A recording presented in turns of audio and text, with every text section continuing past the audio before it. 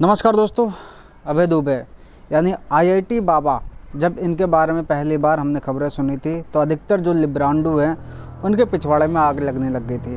उनके पिछवाड़े में इतनी बुरी आग लगी कि इसके पीछे लोग लग गए, और जब तक इनके ही मुंह से निकली हुई बातें इनके ही पिछवाड़े में नहीं डाल दी तब तक वो पीछे लगे ही रहे। देखो, हम मानते हैं कि आईआईटी से पढ़े हुए हो, कोई आईआईटी जो है नॉर्मल चीज़ नहीं होती, एक बहुत बड़ी चीज़ होती है। एडमिशन कराने के लिए लोग तड़पते हैं, मरते हैं, लेकिन यहाँ पे आपने जो अध्यात्म की दुनिया चुनी है, जो रास्ता चुना है, ये आपने सही चुना है, क्योंकि लास्ट में आना व्यक्ति को वहीं पड़ता है।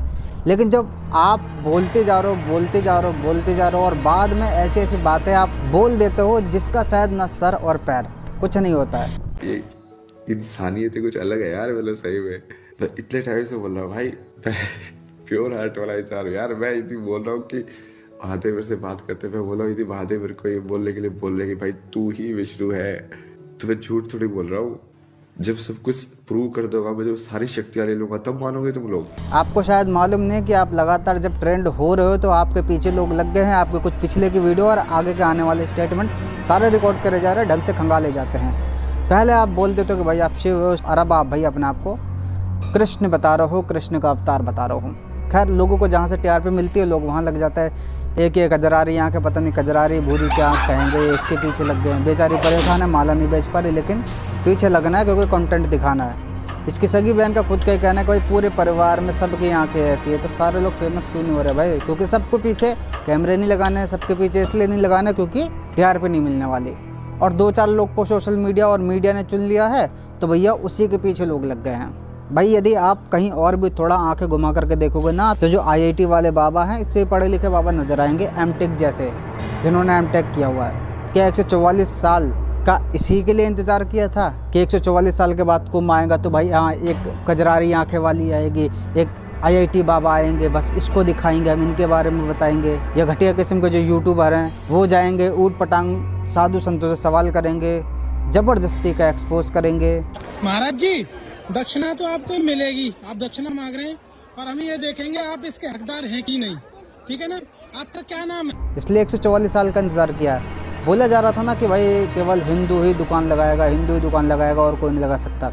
इस चीज़ का हर कोई समर्थन करता है और हम भी समर्थन करते हैं, लेकिन भाई इस चीज़ का मैं समर्थन नहीं करता हूँ। जब कोई दुकान नहीं लगा सकता है तो उसकी एंट्री भी नहीं होनी चाहिए। एंट्री कैसे हो जा रही भाई? बड़ा ये भी सोचने वाला विषय है, क्योंकि यदि वो आपसे पैसा नहीं कमा रहा है, आपके यहाँ पे दुकान नहीं लगा रहा करे, तो आपको बदनाम कर ज़रूर देगा, और बदनाम कर भी रहे हैं लोग। तो यदि आप एक तरफा किसी चीज़ पर रोक लगा रहे हो तो पूर्ण तरीके से लगानी चाहिए। एंट्री बैन तो मतलब बैन ही।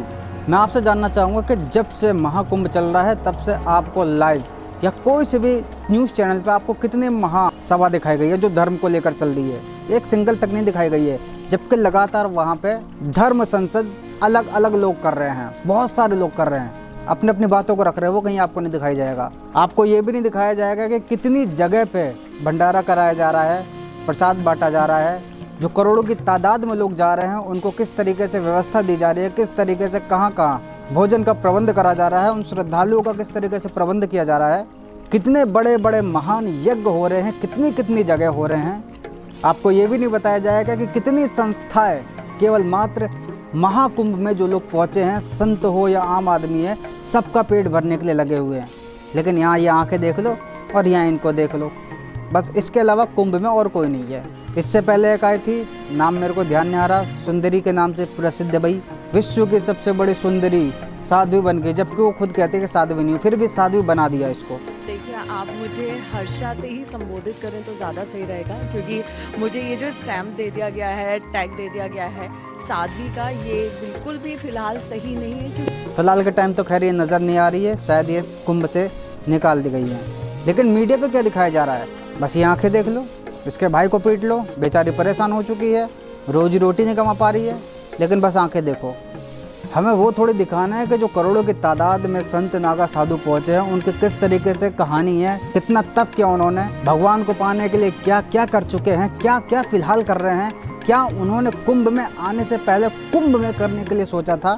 नहीं, लेकिन बस आंख दिखा गई है। उन्होंने कौन कौन से मंत्र किस तरीके से प्राप्त करे हैं, कितनी श्रद्धा उसके लिए रखनी पड़ती है, कितनी कठोर तपस्या करनी पड़ती है, वो किस वातावरण में रहते हैं, हर एक संत आपको बता दूं हर एक अलग अलग प्रकार के वातावरण में रहता है। अलग अलग साधु को कहीं हम इंटरव्यू देख ही नहीं रहे, कहीं नागा साधु को ज़्यादा इंटरव्यू देख ही नहीं पा रहे, बस आंखें देख पा रहे। लोगों का कल्याण किस तरीके से होना है ये किसी संत महंत की वाणी हमें नहीं सुननी है।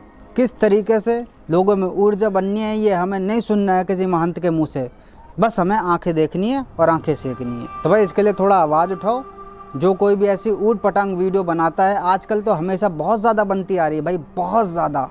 इन सब चीज़ों से आपसे कहूँगा कमेंट में उनके जा कर के रोको, ट्रोल करो उनको, जितना हो सकता है बोलो भाई वहाँ की चीज़ों के बारे में आपको क्या दिखाया जा रहा है। आपसे मैं जानना चाहूँगा कितनी संस्थाएँ काम कर रही है, क्या किसी को मालूम है कितनी संस्थाएँ कितना खाना बांट रही है, कहाँ बांट रही है, किस प्रकार का बांट रही है, कितने जगह यज्ञ हो रहा है, कितना महान यज्ञ हो रहा है। स्टेटमेंट जो वहाँ पे दिए जा रहे हैं धर्म संसद में किस तरीके के दिए जा रहे हैं, कितने धर्म संसद लगी हुई है किसी को जानकारी नहीं है। यति नरसिंहानंद सरस्वती गिरी महाराज ने जो वहाँ पे धर्म संसद वो चला रहे हैं, बहुत बड़ी बड़ी बातें वो भी वहाँ पे बोल रहे हैं, उनकी भी बातें लोगों तक नहीं पहुँच पा रही है। कई बार तो हमने ऐसा भी देखा कि जो वहाँ पे संतों की नगरी में हो करके बोल रहे हैं जो चीज़ें सत्य, हम सभी लोग जानते हैं कि क्या सत्य बोलते हैं, वहाँ पे भी कई बार देखा गया कि उनको रोका जा रहा है। ये सारी चीज़ें दिखाई नहीं जा रही है, बस आंखें सेक लो और नया लुक देख लो। तो भाई जो लोग भी आपको ये पुरानी दुरानी चीज़ें और आपको आंखें सेकना सिखवा रहे हैं उनको जाकर थोड़ा बोलो कि भाई सही मार्ग पे आओ। 144 साल के बाद कुंभ आया है, जो वहाँ की जानकारियाँ है, जो महत्वपूर्ण चीज़ें हैं, किस तरीके से जीवन जीने की जो व्यवस्था होती है किसी संत की वाणी के द्वारा सुनाया जाए ताकि भाई आपका भी कल्याण हो सके। नमस्कार।